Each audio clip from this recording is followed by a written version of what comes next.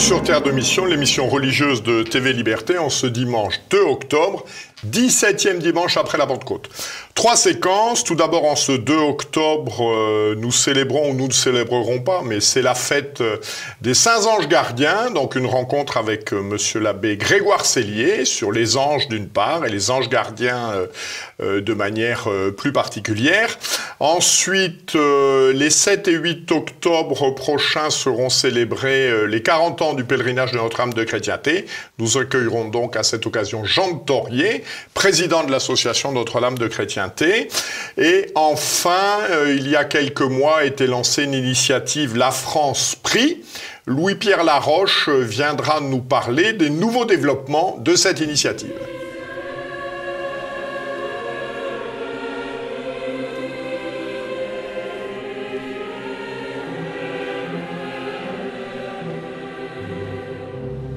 Bonjour Monsieur l'abbé. Bonjour Monsieur Mogendre. Nous fêtons le 2 octobre, mais la messe dominicale prime sur la célébration des Saints Anges Gardiens.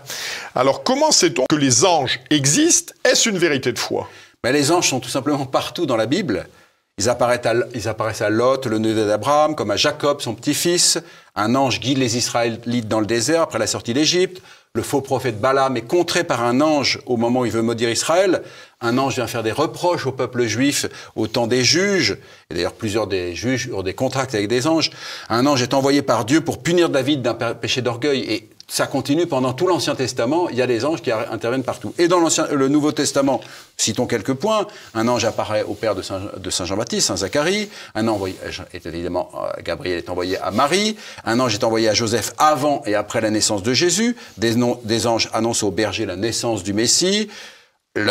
Au désert, dans l'agonie de Jésus, la résurrection de Jésus, après l'ascension. Un ange délivre Saint-Pierre, prisonnier d'Hérode, etc. Là aussi, dans le Nouveau Testament, les anges sont partout. Et la foi chrétienne inclut certainement, et de façon claire, l'existence et l'action des anges comme un de ces éléments essentiels. C'est ce que nous affirme le credo de la messe, le symbole de Nicée-Constantinople. Je crois en un seul Dieu qui a fait le ciel et la terre, toutes les choses visibles et invisibles, les choses invisibles désignant les anges.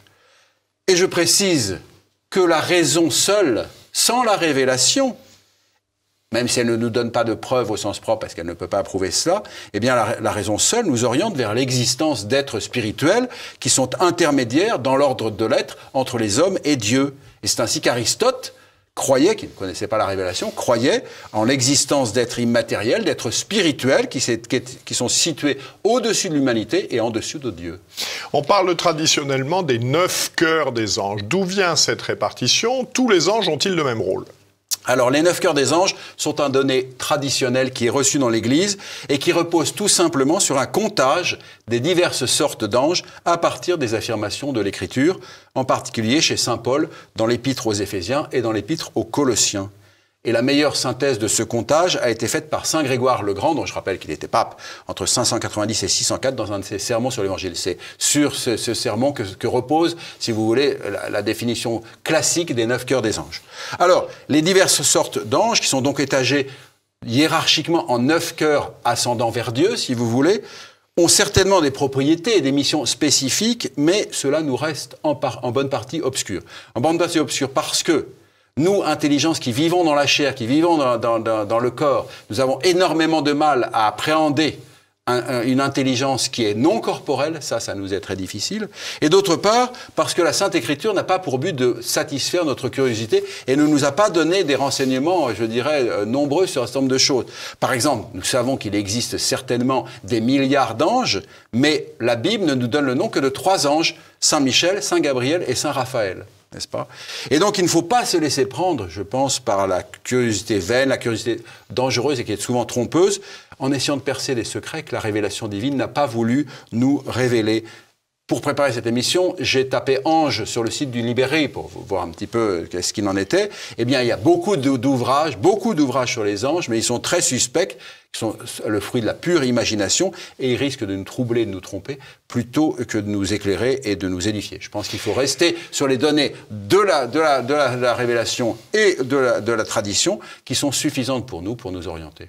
Alors, comment savons-nous que nous avons un ange gardien? Quel est son rôle? Alors, l'existence d'un ange gardien est clairement insinuée par la Bible. Donc, Évangile selon saint Matthieu, chapitre 18, verset 10, voilà ce que dit Jésus. « Gardez-vous de scandaliser un de ces petits, car je vous déclare que dans le ciel, leurs anges voient sans cesse la face de mon Père. » Et on voit ça aussi dans les Actes des Apôtres. Saint Pierre est délivré de la prison d'Hérode, mais les chrétiens ne le savent pas. Il vient frapper à la porte de et la servante affolée monte. Il y a une sorte de Saint Pierre, mais on ne sait pas. Et donc, il dispute en haut, avant de descendre, d'ouvrir, tout simplement, savoir si c'est une apparition de Saint Pierre, parce qu'il pense que Saint Pierre est en prison, ou bien si c'est son ange qui est venu, n'est-ce pas? Alors, le rôle de l'ange gardien, comme son nom l'indique, est tout simplement de nous garder. C'est-à-dire de contribuer à nous orienter vers le salut éternel.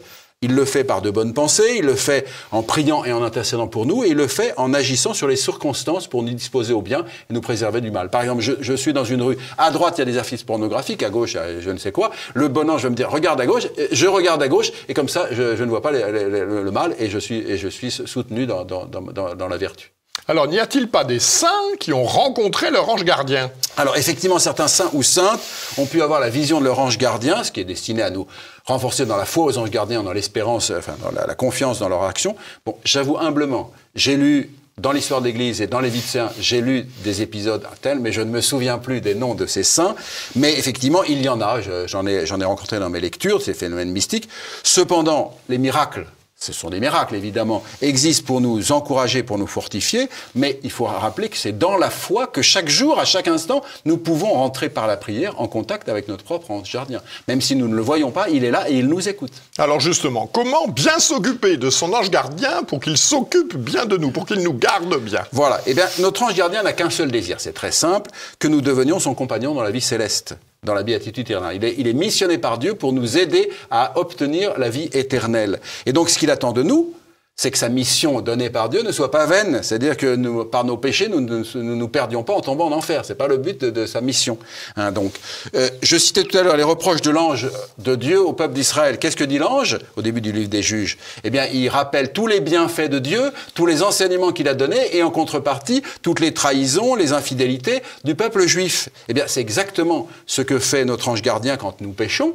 C'est ce que dit saint Ignace de Loyola dans les règles pour le discernement des esprits. À l'égard des personnes qui vivent dans le péché, il aiguillonne leur conscience et il leur fait sentir les reproches de leur raison en leur disant « c'est pas bien ce que tu fais, tu le sais, il faut que tu en sortes ». Et au contraire, si nous vivons dans la vertu, si nous essayons d'aimer Dieu, de servir Dieu, il nous encourage, il nous console, il nous donne des forces et de bonnes inspirations.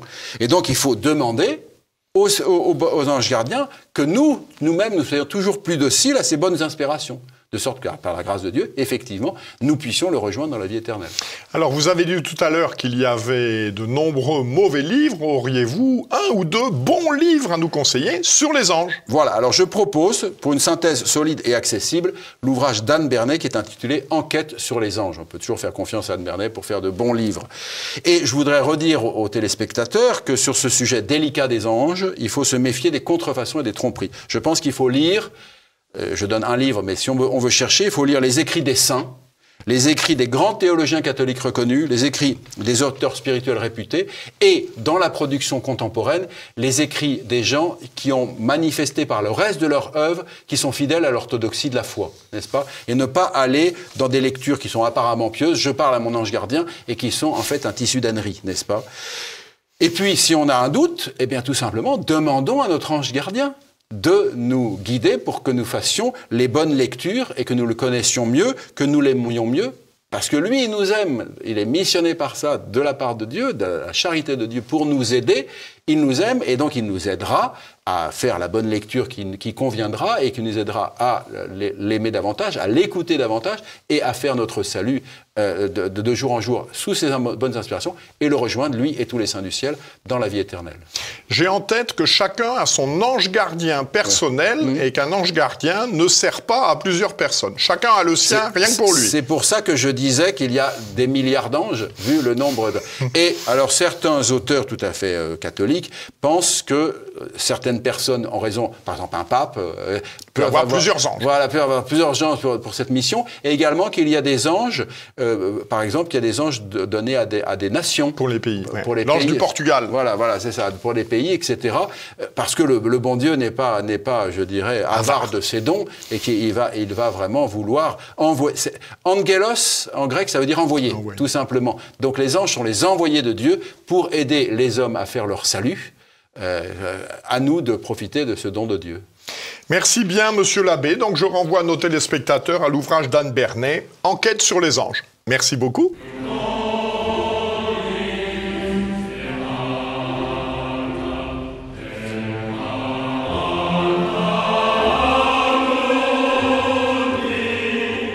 Bonjour Jean de Thorier. Bonjour Jean-Pierre Maujon. Vous êtes président de Notre-Dame de Chrétienté qui célébrera le 8 octobre prochain le 40e anniversaire de sa fondation. Alors quelles étaient les intuitions originelles de ce pèlerinage en 1983 ? Alors, en 1983, en effet, c'est le premier pèlerinage de Chrétienté et c'était une décision prise par le Saint-Henri et André Charlier en 1982, un an avant, à l'Université d'été au Ménil-Saint-Loup. Et dans la tradition, j'ai envie de dire, des frères Charlier, juste après-guerre, le Saint-Henri et André Charlier voulaient faire entamer une réforme intellectuelle et morale et religieuse de la France. Et c'est pour ça, pour répondre aussi à l'appel du pape Jean-Paul II au Bourget, ils décident de lancer un grand pèlerinage pour mobiliser la chrétienté en France, qui en avait bien besoin à l'époque. On va dire que c'est toujours vrai aujourd'hui. Alors justement, quel est le contexte politique, social, ecclésial de cet événement de 1983 ? Alors en 1983, je parlais du Bourget, de l'annonce, l'homélie la fameuse homélie du Bourget où Jean-Paul II demande à la France, aux Français s'ils sont fidèles à leur baptême. C'est quand même particulièrement direct, hein, c'est juste à la fin de l'homélie. Mais on vient d'avoir, en 1978, c'est Jean-Paul II. Le pontificat de Paul VI se termine très douloureusement. Les réformes de Vatican II ne donnent pas leurs fruits. Le printemps de l'Église, c'était l'autre nom de Vatican II, finalement, on voit bien qu'on n'a pas ses fruits, mais on les espère encore. Le monde traditionnel s'est opposé à ces réformes, opposé notamment à la nouvelle messe de 1969. Et le monde traditionnel encourage bien sûr ce premier pèlerinage parce qu'il voit l'occasion d'être missionnaire. Hein. Vous savez qu'on a 3 piliers à Notre-Dame de Chrétienté, tradition, chrétienté, mission, et on veut être missionnaire et on l'a été depuis le tout début. Donc c'est en fait une réaction, un acte de résistance, de fidélité aussi. Voilà ce qu'est Notre-Dame de Chrétienté, ou en tout cas le pèlerinage depuis le premier jour. Alors, que représente le pèlerinage de Notre-Dame de Chrétienté dans la vie de l'Église en France aujourd'hui et quel est le positionnement des évêques par rapport à cet événement ?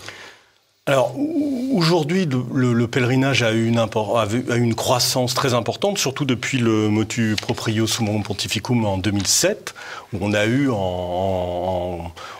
une augmentation de 50% en pratiquement 7 ans.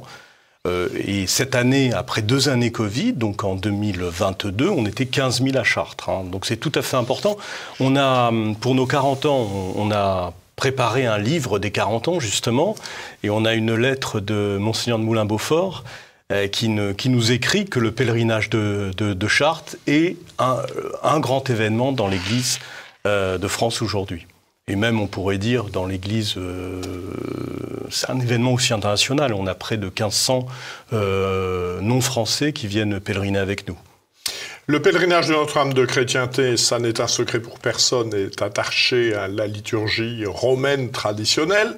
Le motu proprio de juillet 2021 de Traditionis Custodes manifeste la volonté du Saint-Père de voir cette forme, je dirais, au moins réduite à l'état de réserve d'Indiens, si ce n'est qu'elle disparaît. Comment expliquer cet apparent paradoxe ? Le Saint-Père donne des consignes et le pèlerinage se développe. Alors, le pèlerinage aujourd'hui, c'est 15 000 personnes, c'est la moitié des pèlerins à moins de 20 ans. La moitié de pèlerins à moins de 20 ans. C'est un événement qui touche tout le monde, 60% de gens qui vont régulièrement à la messe traditionnelle, et le reste, ce sont des pratiquants, mais on a aussi des gens qui viennent suivre des amis qui sont baptisés ou même pas baptisés, donc c'est un événement donc de missionnaire, comme je le disais. Alors pourquoi ? Alors en effet, ça semble paradoxal, hein, moi j'ai eu l'occasion de voir énormément de jeunes dans ce pèlerinage et dans la préparation du pèlerinage. Il y a un déphasage complet entre ce que veut le Saint-Père, qui est digne des 70s, et aujourd'hui ce que veulent les catholiques jeunes. On a aujourd'hui à peu près 2% de pratiquants réguliers. Même pas. Voilà, même pas. Donc c'est quand même très très faible. Une grande partie de ces pratiquants réguliers sont, on va dire, conservateurs, pour prendre les mots de Yann Raison du Clusiou. Eh bien, c'est tous ces catholiques qui font aujourd'hui, qui remplissent les églises aujourd'hui, ne se reconnaissent pas dans ce traditionis custodes qui ne répond pas du tout à ce qu'ils le souhaitent, eux, ce qu'ils veulent, c'est transmettre la foi. Pour transmettre la foi, ils ont besoin d'un enseignement sérieux, d'une liturgie qui les amène à Dieu. Et ils trouvent cela dans le monde traditionnel. C'est aussi simple que ça. Il suffit d'écouter, de parler avec les gens, de parler avec toutes ces familles qui sont très courageuses de venir au pèlerinage et de défendre justement leur foi, leurs convictions dans un contexte qui est très difficile. Alors, quels sont les événements prévus à l'occasion de cet anniversaire ? Alors, nous avons d'abord eu un beau pèlerinage. Nous avons été donc nombreux et on a eu des conditions quand même particulières. Bon, c'est un pèlerinage qui laissera des traces, des souvenirs, déjà pour notre organisation, mais aussi pour les pèlerins qui ont résisté dans l'eau, parfois pendant le samedi soir, pendant 4 heures, sous la pluie, une pluie battante. Donc ils ont résisté. Cette résistance dans les intempéries montre leur force de caractère. Et donc, je pense que le motu proprio traditionis custodes, ils auront aussi le même esprit de résistance. Alors, on a très bientôt, le 8 octobre, une messe à Saint-Roch, qui sera célébrée par le Père Abbé du Barou. Le Barou est grand ami et grand soutien du pèlerinage de Chartres depuis le tout début avec Don Gérard. Donc il faut qu'on soit très nombreux pour cette messe. Ensuite, il y aura un buffet qui nous permettra de nous réunir. À cette occasion, on sort un livre des 40 ans, qui avec plein de photos, préfacés par le cardinal Burke, avec des textes de Monseigneur Schneider et de toutes les personnes qui comptent dans le monde de la tradition, et de tous nos amis, qui montrent un peu ce qu'est le pèlerinage de l'intérieur. C'est quand même quelque chose d'assez exceptionnel pour organiser quelque chose comme ça. Et donc on est déjà en train de travailler en ce moment, non pas sur 2023, mais sur 2024, bien évidemment. Donc, vous voyez, c'est une organisation absolument considérable. Et bien, les gens, il y a un esprit de famille exceptionnel. Les gens, j'espère, se retrouveront dans ce livre qui est un livre relativement épais et bien illustré. On a également on a sorti pour ces 40 ans un petit livre de croquis, moi que j'aime beaucoup. Je suis très heureux d'avoir pu sortir ça. Ce sont des dessins faits pendant le pèlerinage. Si vous connaissez le pèlerinage, vous serez content de voir des lieux familiers, des scènes qu'on connaît tous depuis très longtemps, avec des textes de Charles Péguy et également des méditations sur le vif. Donc moi j'aime beaucoup ce livre, j'espère qu'il plaira à nos amis. Et bien, voilà. Et puis, on aura bien sûr ce qu'on appelle nos produits dérivés, c'est-à-dire on a de très beaux t-shirts gardiens de la tradition, que l'on aime beaucoup exhiber partout, un peu comme une taquinerie, on va dire. Merci beaucoup, Jean Thorier. Donc, rendez-vous le 8 octobre prochain. À bientôt. Merci beaucoup.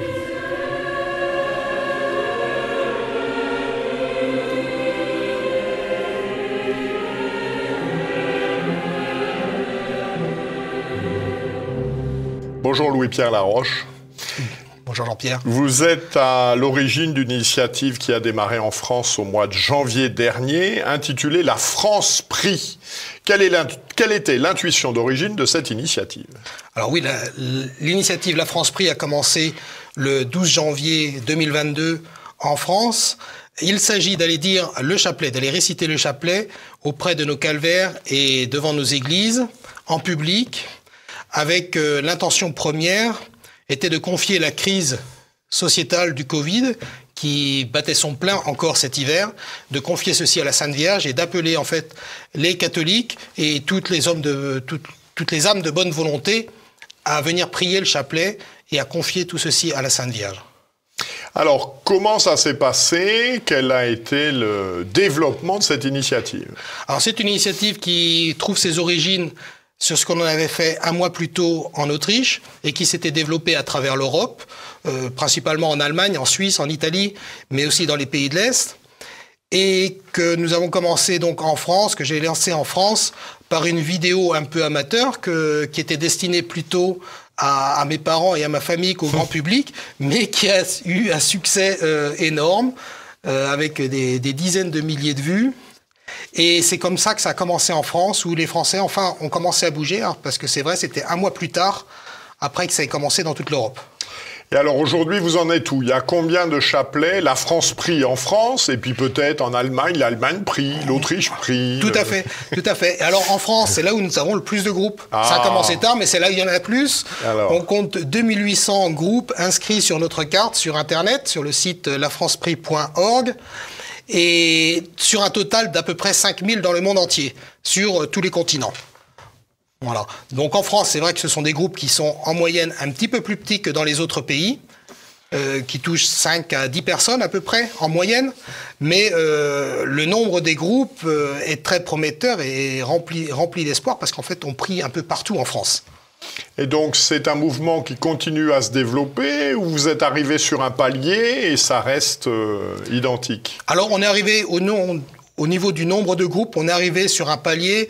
On a eu au mois d'août encore une quinzaine de groupes qui se sont groupés, donc il y en a toujours certains qui se forment. Comme au mois de septembre, on en a aussi qui se forment, mais on en a aussi qui s'arrêtent à droite et à gauche.